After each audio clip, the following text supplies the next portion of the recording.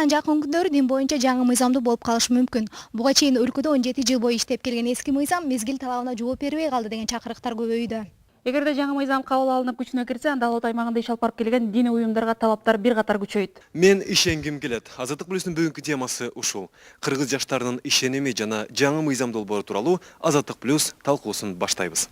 Алды менен дин боюнча жаңы мыйзам кабыл алынга чакты бүгүнкү жашообуздан бир үзүм. Каза болгон 14 жаштагы Учкун айылынын тургуну Аманбекти жергиликтүү калк өз жерине койдурбай, аны бийлик менен жана ошол эле айылдын тургундары кеңешип, өзүнүн айылынан 40 чакырым алыстыкта Аккы аймагына жер бөлүп берип, мына ушул жерге коюшкан. Менин Кудайга ишенип калганымдын себеби эле. Анан биз ошо тынчтык жолу менен болсун деп ушул экил айылдан ошо биз ишенгендер жер бөлдүрүп алганбыз. Мыйзам боюнча жер кесип беришкен, ушул жерге өлсөңөр жаталык.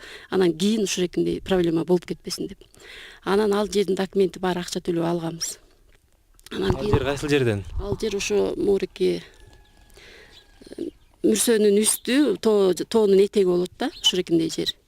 Анан кийин ал жерде биз ошол эки жерди барып каса баштаганда эле ошол экинде элдер чогулуп барыптыр.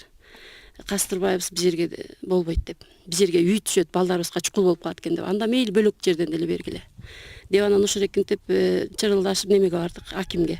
Чече албай коюшту дагы бизден алган документтерибизди силердики деген туура эмес алыптырсыңар деп аны жокко чыгарышты. Анан биз ушул жерде төрөлсөк, ушул жерде өссөк, анан ушул жерге эле жаталык деп биз болгон жокпуз. Айылдык сот болсо Куланак айылынан жер берүүгө каршы чыккан.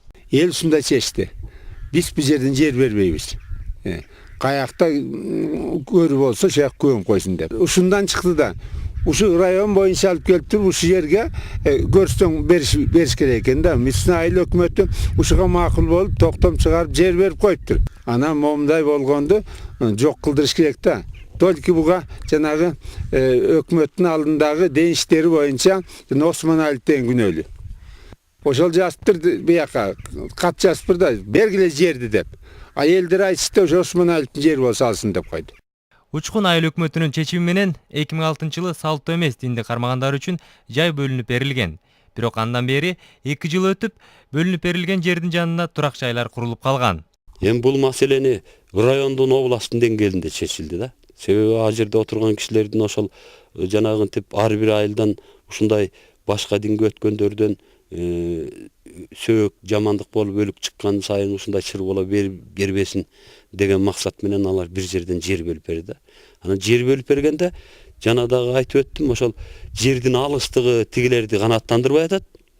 Ал эми жалпы элди болсо бир жерге койбой бир жерден бөлүп берген үчүн көпчүлүк элди ал канааттандырып атат да, ушундай жол менен чечилип калды. Куланак айылынан Мирлан Токталиев, Азаттык плюс. Студия ичинде маектерди баштасак, бүгүн бизде мейманда дин иштери боюнча кенттин жетекчиси Каныбек Осмоналиев жана дин боюнча жаңы мыйзамга демилгечи депутаттардын бири Ибрагим Жунусов. Саламатсыздарбы? Биздин студияга кош келипсиздер. Мына биз сөз кылып жаткан жаңы мыйзам ишке кирсе өлкөдөгү 2000ден ашык жана четтен келген 73 диний агымдардын ишмердүүлүгүн иретке келтирет экен.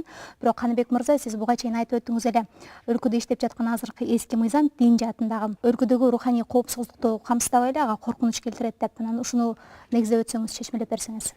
Чынында эле бүгүнкү күндөгү иштеп жаткан дин багытындагы мыйзам 1991-жылы 16 декабрда кабыл алынган.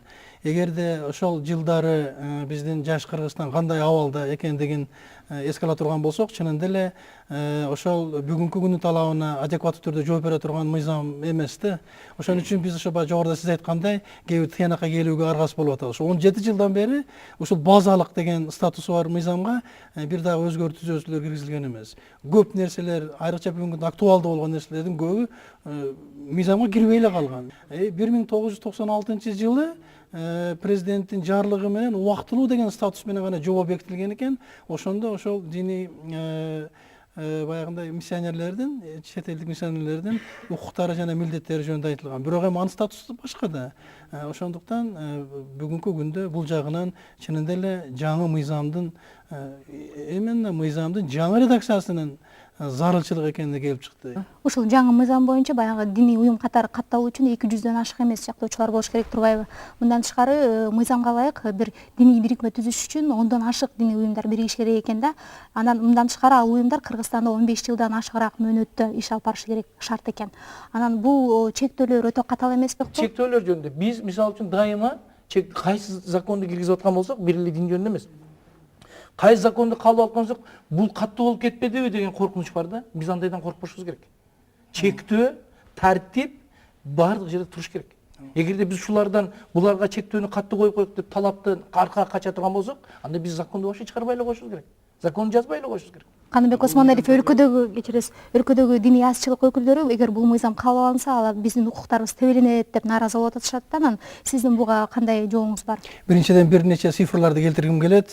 Бүгүнкү күндө ошол 1991-жылдан бүгүнкү күнгө чейин биздин Кыргызстанда дүйнөдөгү адамзат өзүнө сиңирип, ойлоп таап алган бардык диндердин өкүлчүлүктөрү ачылган биздин Кыргызстанда.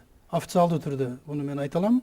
Натыйжада 2000ден ашуун 2168 дин уюмдары биздин агенттик аркылуу катталган экен.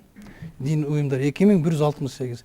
Алардын ичинде багы традициялуу илгертен бери болуп келген диндерди айта турган болсок, бул ислам дини. Анын ичинен суннит багытындагы 80% жалпы республиканын калкынын 80% ислам динин тутушат. Суннит. Бир 15 миңге жетпеген шиит багытындагы исламчылар бар.